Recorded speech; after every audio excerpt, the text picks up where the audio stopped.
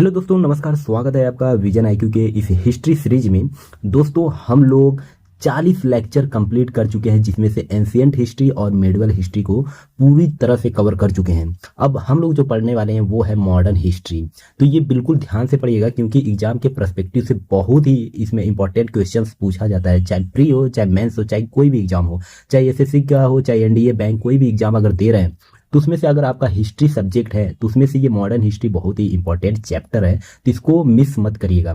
तो इसको चलिए हम लोग शुरू करते हैं। और शुरू करने से पहले आपसे मैं हर बार की तरह आपसे एक ही चीज़ का रिक्वेस्ट करता हूं कि आप चैनल को सब्सक्राइब कर लीजिए, क्योंकि हम लोग का चैनल अभी बहुत ही कम ग्रो कर रहा है और ये चैनल ग्रो तभी करेगा जब आप लोग का प्यार और सपोर्ट हमेशा बना रहेगा तभी। तो चलिए हम लोग शुरू करते हैं मॉडर्न हिस्ट्री को। और चैनल को सब्सक्राइब करने के बाद वीडियो जब पसंद आएगा तभी आप लाइक करिएगा, लेकिन वीडियो के एक ही शर्त पर, कंडीशन एक ही है कि वीडियो के लास्ट तक जरूर बने रहिएगा। तो हम लोग बहुत ही इजीली वे में पढ़ेंगे कि मॉडर्न हिस्ट्री है क्या। और इसको देखिए, मॉडर्न हिस्ट्री को 3 भागों में ऐसे बांटा गया है। एक है प्रारंभिक आधुनिक काल, और दूसरा है ब्रिटिश शासन, कॉलोनियल जिसको बोलते हैं, कॉलोनियल। और स्वतंत्रता के बाद यानी पोस्ट इंडिपेंडेंस, यानी 1947 के आगे का जो हम लोग हिस्ट्री पढ़ते हैं उसको स्वतंत्रता के बाद का ये हिस्ट्री होता है।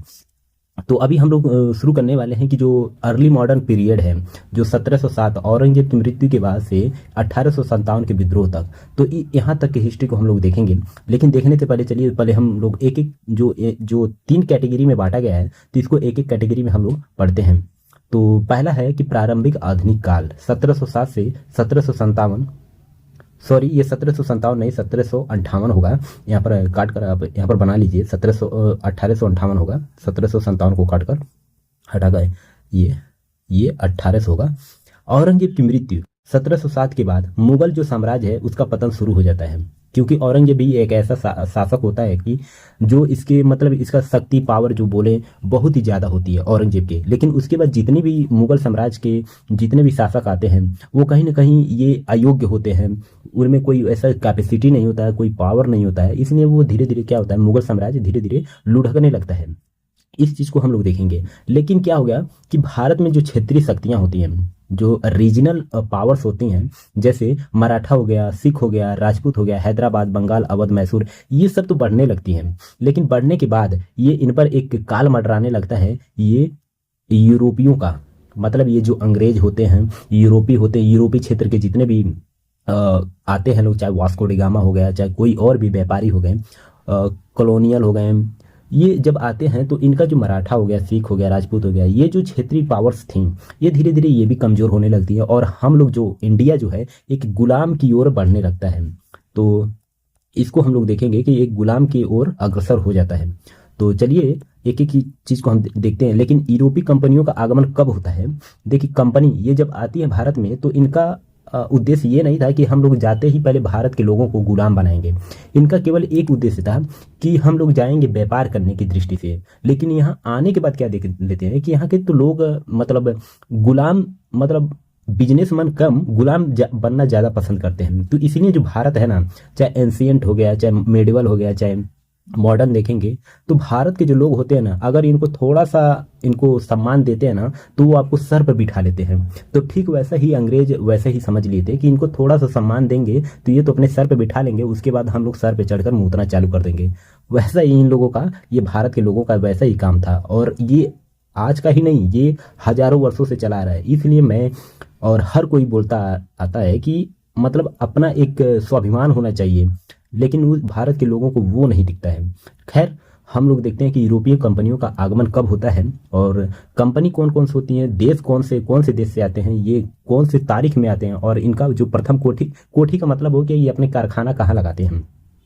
अगर इसको स्क्रीनशॉट लेना चाहते हैं तो यहाँ पर ले लीजिए, यहाँ पर स्क्रीनशॉट लेना चाहते हैं तो यहाँ पर ले लीजिए, ठीक है। चलिए अब देखते हैं कि पुर्तगाली ईस्ट इंडिया कंपनी ये आती है, ये पुर्तगाल का होता है। ये आता है 1498 में, और इसका जो पहला कोठी होता है वो कोचीन में 1503 में लगाता है ये अपना। ईस्ट इंडिया कंपनी ये होता है इंग्लैंड का आता है, जो जिसको हम लोग अंग्रेज बोलते हैं, ब्रिटिश से। ये 1599 में आता है, और इसका पहला कोठी होता है सूरत में 1608 में। डच ईस्ट इंडिया कंपनी जिसको नीदरलैंड बोलते हैं या हॉलैंड बोलते हैं, ये आता है 1602 में, जिसको मसूलीपट्टनम में 1605 में ये पहला कंपनी मतलब कोठी अपना लगाता है। डेनिश ईस्ट इंडिया कंपनी, ये होता है डेनमार्क का। डेनिश ईस्ट इंडिया कंपनी ये डेनमार्क का होता है, जो 1616 में ये आता है, और इसका जो पहला कोठी होता है 1620 में, यानी 4 साल का फर्क आप देखेंगे, 4 साल में अपना पहला कोठी लगा लेता है। फ्रांसीसी आते हैं, फ्रांस से आते हैं ये 1664 में, और ये भी 4 साल के बाद सूरत में अपना पहला कोठी लगा लेते हैं। लेकिन स्वीडिश ईस्ट इंडिया जो कंपनी आता है, यानी स्वीडिश देश का, ये 1731 में आता है, लेकिन ये कोठी नहीं लगाता, ये फिर वापस रिटर्न चला जाता है। तो इसलिए जो भारत में बस जाता है वो अपना कोठी कहीं ना कहीं लगा लेता है, मतलब कारखाना बैठा लेता है। चलिए अब हम लोग आगे देखेंगे कि यूरोपियों का भारत में आने का कारण क्या था, क्यों ये भारत में आना चाहते थे, इतना उत्सुकता इनके अंदर क्यों थी, बेचैनी क्यों थी कि ये भारत में आना ही चाहते थे। तो देखिए, यूरोपियों का जो भारत में आने के कारण ये था, कारण तो बहुत हो सकती हैं, लेकिन उनमें से हम कुछ कुछ कारण को देखेंगे हेडिंग वाइज। जैसे कुस्तुनतुनिया का पतन। कुस्तुनतुनिया, अगर यूरोपीय हिस्ट्री अगर देखेंगे तो उसमें से एक कुस्तुनतुनिया होता है। बहुत पहले यूरोप में एक रोमन साम्राज्य था। कौन सा था? रोमन साम्राज्य। बहुत पहले यूरोप में एक रोमन साम्राज्य था,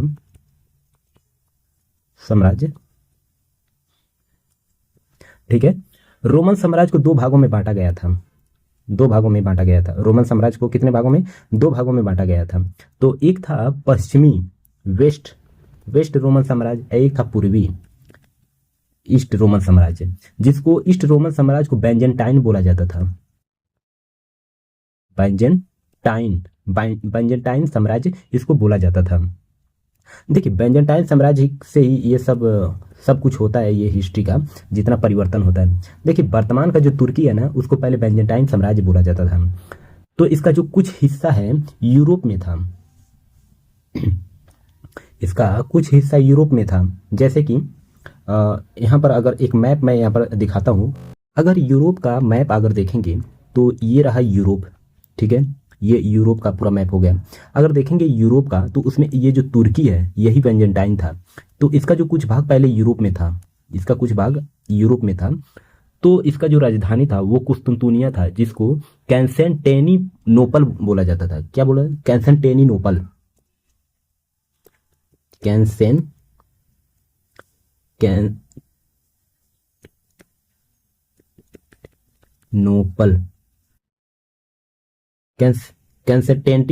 कैंसेंटेनिनोपल बोला जाता था इसको पहले। तो यूरोप का जो तुर्की का जो आधा हिस्सा था वो यूरोप में था। तो उसकी जो राजधानी थी वो था कुस्तुनतुनिया। धीरे धीरे मुस्लिम लोग क्या हुए, जो मुस्लिम आक्रमणकारी होते थे, वो धीरे धीरे इस पर कब्जा करना शुरू कर दिए। मतलब धीरे धीरे मुस्लिम लोग की अधिकता के कारण, मतलब उनकी जब जनसंख्या ज़्यादा बढ़ने लगी, तो इनका एक कारण था कि ये नया छोटा उस्मानिया साम्राज्य बनकर आता है। क्योंकि जब लोग ज़्यादा होंगे तो वो अपना एक अलग देश की डिमांड करते हैं। तो इसलिए मुस्लिम की जब जनसंख्या बढ़ने लगी, तो यहाँ पर एक उस्मानिया साम्राज्य बनकर उभरती है। साम्राज्य ये बनकर उभरती है, ये उस्मानिया साम्राज्य। फिर 1453 में क्या होता है कि उस्मानिया के लोगों ने बैजेंटाइन साम्राज्य को हरा देते हैं। कब? 1453 में। 1453 में जो उस्मानिया के लोग जो होते हैं, यानी यहाँ के जो मुस्लिम होते हैं, वो बैजेंटाइन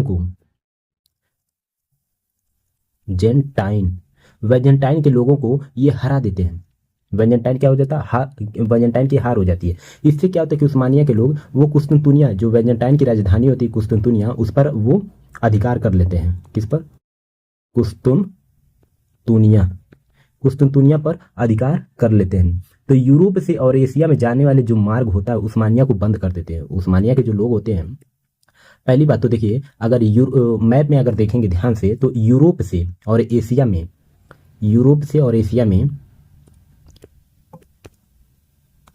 ये रहा यूरोप से, ये रहा यूरोप, ठीक है। और एशिया में यहाँ से जाने के लिए जो रास्ता था, यहाँ से जाने के लिए ये वाला जो रास्ता था, ये वाला यहाँ से एशिया में जाने के लिए जो रास्ता था, तो यहाँ के जो उस्मानिया के लोग थे इसको बंद कर दिए थे। इसलिए यूरोप का जो जल मार्ग था ये पूरी तरह से यहाँ से कट हो गया। अब यहाँ से लोग यहाँ से नहीं जा सकते, क्योंकि ये उस्मानिया के लोग वो पूरी तरह से बंद कर दिए थे। इसलिए यूरोप के जो लोग थे एक नए जल मार्ग की खोज करना शुरू कर दिए। तो यूरोप के जो लोग होते थे वो नए जल मार्ग की खोज करना शुरू कर दिए। और सबसे पहले पुर्तगाल के जो वास्को डिगामा वास्को डिगामा ने भारत में 1498 में नए जलमार्ग की खोज की थी। यूरोपी पुर्तगाल वास्को डिगामा में समुद्र के रास्ते से होते हुए ये मेडागास्कर पहुंचा। मेडागास्कर पहुंचता है और वहां से ये दक्षिण अफ्रीका है और यहाँ पर ये मेडागास्कर है। तो ये यूरोप से होते हुए ऐसे आते हुए ये बीच से ये दक्षिण अफ्रीका और मेडागास्कर के बीच से ये होते हुए भारत को नए जलमार्ग की खोज करते हुए भारत में आता है।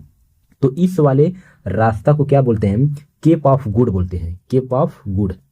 तो ये नोट कर लीजिएगा, केप ऑफ गुड ये रूट बोलते हैं इसको, केप ऑफ गुड को, यानी दक्षिण अफ्रीका और मेडागास्कर के बीच के जो रूट है, जलमार्ग है, उसको केप ऑफ गुड बोलते हैं। तो उसी रास्ते से होते हुए ये वास्को डिगामा भारत में आता है 1498 को।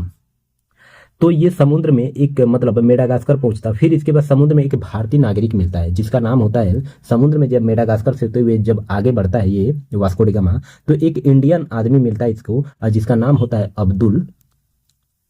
अब्दुल माजिद। ये कहाँ का रहने वाला था? ये गुजरात का रहने वाला था। फिर इसको वास्को डिगामा ने अपना पथ प्रदर्शक बनाया, मतलब इसको गाइड बनाया। और यही अब्दुल माजिद वास्को डिगामा को केरल के कालीकट पर लेकर गया। केरल के कालीकट तट पर लेकर जाता है, बंदरगाह पर लेकर जाता है। कब? 1498 में। तो वहां के जो शासक होते हैं, केरल के जो एक शासक था, हिंदू शासक, जिसका नाम था जमोरिन ने ये वास्को डिगामा का भव्य स्वागत करता है। वास्को डिगामा का क्या? भव्य स्वागत करता है। तो इससे पहला रीजन हम लोग पढ़ चुके हैं कि कुस्तुनतुनिया का जो पतन हुआ था, उस पतन के कारण, देखिए कुस्तुनतुनिया का पतन का अगर पूरा कंक्लूजन हम लोग निकालें तो कंक्लूजन में यही निकलता है कि देखिए कुस्तुनतुनिया जो था एक राजधानी था, वेंजेंटाइन का एक राजधानी था, ठीक है। जब मुस्लिमों का जनसंख्या बढ़ता है, ये मुस्लिम, मान लीजिए मैं एक मैप वाइज आपको बता रहा हूँ, जब मुस्लिम की जनसंख्या बढ़ता है तो वहाँ पर एक उस्मानिया साम्राज्य बनकर आता है। मतलब मुस्लिमों ने अपना एक अलग साम्राज्य बनाता है जिसका नाम होता है उस्मानिया, ठीक है। उस्मानिया ने ये कुस्तुनतुनिया पर अधिकार स्थापित कर लेते हैं, मतलब जनसंख्या होने के कारण ये युद्ध लड़ते हैं और कुस्तुनतुनिया पर ये अधिकार स्थापित कर लेते हैं। तो इसलिए कुस्तुनतुनिया के लोग वहाँ से भाग जाते हैं। लेकिन कुस्तुनतुनिया के जो उस्मानिया के जो लोग होते हैं, यूरोप और एशिया से यूरोप और एशिया को जो मिलाने वाली रास्ता होती है, जलमार्ग रास्ता होती है, तो उस्मानिया के लोगों ने उस रास्ता को क्या कर देते हैं? बंद कर देते हैं, जिससे यूरोप के लोग होते हैं एक नए जलमार्ग की खोज करते हैं। इसलिए जो वहाँ के पुर्तगाल का एक यूरोप में एक देश है पुर्तगाल, तो वहाँ के एक पुर्तगाली था वास्को डिगामा, वो नए जलमार्ग की खोज करने के लिए, मतलब भारत से व्यापार करने के लिए, इन लोगों को पहले से पता था भारत, जैसा कि हम लोग को पढ़ाया गया है, पहले से हम लोग पढ़ते आ रहे हैं कि भारत की खोज किसने किया था, तो वास्को डिगामा। तो ये सरासर गलत है, जबकि वास्को डिगामा ने जलमार्ग की खोज किया था भारत से व्यापार करने के लिए। तो इसलिए ये मेडागास्कर से केप ऑफ गुड से होते हुए ये भारत को जाता है और ये नए जलमार्ग की खोज कर लेता है। तो पहला रीजन हम लोग पढ़ लिए कुस्तुनतुनिया का पतन। अब जब दूसरा रीजन है कि भारत की आर्थिक संपन्नता, अब अगला जो रीजन है कि भारत की आर्थिक संपन्नता, यानी प्राचीन काल से ही भारत क्या था? एक अत्यंत संपन्न देश था। मतलब यहाँ पर जो खजाना थी, हर चीज से लेकर, चाहे व्यापार के मामला में हो, चाहे कपड़ों के मामला में, खान पान, आभूषण के मामला में, यहाँ पर धन दौलत की कोई कमी नहीं थी। खान पान, सब्जी वगैरह सब कुछ यहाँ पर, मतलब इसीलिए इसको सोने की चिड़िया बोला जाता था। ये मतलब यहाँ पर जो आर्थिक संपन्नता थी वो काफी, हर चीज से मामला में ये भारत क्या था? ये आगे था। तो इसलिए जो यूरोप के लोग थे उनको काफी ये आकर्षित करता था, भारत जो है काफी उनको आकर्षित करता था। तो इसलिए ये भारत में ज्यादा आना पसंद करते थे। जैसे मध्यकाल में महमूद गजनवी के जो शाही इतिहासकार था, उत्बी, कौन था? उत्बी। ये अपनी पुस्तक में लिखता है, ये अपनी पुस्तक में जिसका नाम है तारीख यामिनी, ये अपनी पुस्तक तारीख यामिनी में भारत को सोने की चिड़िया लिखता है, क्योंकि इन लोगों को भी पता था सोने की चिड़िया लिखता है। अब इटली का जैसे व्यापारी हो गया, मार्को पोलो, क्या था उसका नाम? Marco Polo. मार्को पोलो ये भी अपने पुस्तक में, यानी पुस्तक, ये भी भारत का जब खोज भारत की यात्रा पर आया था तो ये भी अपनी पुस्तक में भारत की वर्णन लिखता है। ये भारत में 1253 से 1294 तक ये भारत में यात्रा किया था। जिस समय मार्को पोलो भारत आया था उसके थोड़े देर बाद खिलजी वंश का शासक आ गया था। मतलब खिलजी वंश का जो अलाउद्दीन खिलजी था, अलाउद्दीन अलाउद्दीन खिलजी, इसका शासन चलने लगा, इसका शासन चलने लगा। तभी ये भारत में मार्को पोलो भारत में आया था। देखिए मार्को पोलो का जो किताब था, अपनी एक पुस्तक था जिसका नाम था the travel of Marco Polo. क्या नाम था? Travel of Marco Polo. Marco Polo इस पुस्तक में ये भी भारत को क्या बोलता है? सोने की चिड़िया बोलता है। सोने की चिड़िया, ये भी अपनी पुस्तक में सोने की चिड़िया बोलता है भारत को। तो मतलब फॉरनर को ऐसा पहले से पता था, जो यूरोप के लोग थे इन लोगों को पहले से पता था कि भारत एक सोने की चिड़िया, आर्थिक संपन्नता ये वाला देश है। तो मार्को पोलो को मध्यकाल का जो मध्यकालीन यात्री को राजकुमार भी बोला जाता है। ये लिख लीजिएगा कि राजकुमार, मतलब मार्को पोलो को मध्यकालीन यात्रियों में इसको राजकुमार बोला है। यात्रियों में ध्यान रहे कि यात्रियों में इसको मार्को पोलो को राजकुमार बोला जाता था। तो इसलिए ये जो रीजन हम लोग को वैलिड लगता है कि जो भारत की आर्थिक संपन्नता के कारण काफी लुभावना था, भारत जो यूरोपीय लोगों को काफी आकर्षित करता था, इसलिए ये यूरोप के लोग भारत में आना ज्यादा पसंद करते थे। अब अगला हम लोग जो रीजन देखेंगे कि यूरोप का पुनर्जागरण होता है। जब वर्ल्ड हिस्ट्री आप पढ़ेंगे तो यूरोप का जो पुनर्जागरण होता है, अगर वर्ल्ड हिस्ट्री में आप देखेंगे तो सबसे पहला चैप्टर का नाम यह है कि पुनर्जागरण। यूरोप में बहुत सारी कुरीतियां आ गई थी, अत्याचार बढ़ गया था, रूढ़िवादी आ गई थी, मतलब अंधविश्वास का ये चलन बहुत ज्यादा फेमस हो गया था, जिससे लोगों के अंदर क्या होता था? आलस आ गया था। आलस आ गया था। अपने काम के प्रति, जो अपना काम होता था वो भगवान के प्रति छोड़ देते थे कि गॉड है, गॉड कर देगा, अगर गॉड चाहेगा तो ये कर देगा, वो कर देगा। लेकिन उनमें आलस आ गया था काम करने के लिए। लेकिन जब 14वीं और 17वीं शताब्दी में 14वीं 17वीं शताब्दी में कुछ कवि आ गए, लेखक आ गए, तो इनके द्वारा जो पुस्तक लिखी जाती थी, मतलब काफी जागरूकता वाली पुस्तक लिखी जाती थी। जैसे रूढ़िवादी पर ये पुस्तक लिखते थे, जो भी समाज में कुरीतियां फैली हुई थी उस पर पुस्तक लिखते थे, जो प्रथाएं थे, अंधविश्वासी वाली प्रथाएं थी, उस पर पुस्तक लिखते थे। तो ये पुस्तक जब लोगों के बीच जाने लगा तो उनमें वो एक पुनर्जागरण आ गया, मतलब उस चीज को छोड़ने लगे लोग। क्या हो गया? जनता में वो एक मतलब जागने, मतलब अंधविश्वास को छोड़ने लगे। उस पुस्तक को पढ़ने के बाद उनके अलग अलग थॉट्स उत्पन्न होने लगे, दिमाग चलने लगा। तो इससे एक नई चेतना आ गई थी लोगों के अंदर। तो वो पुस्तक पढ़ने के बाद ही एक यूरोप में पुनर्जागरण आ गया था, जिसको पुनर्जागरण बोलते हैं। पुनर्जागरण के यूरोप में एक नई चेतना देखने को मिलती है। लोगों के अंदर जो धार्मिकता का भाव था वो धीरे धीरे छोड़ने लगते हैं और ज्ञान विज्ञान की ओर बढ़ने लगते हैं।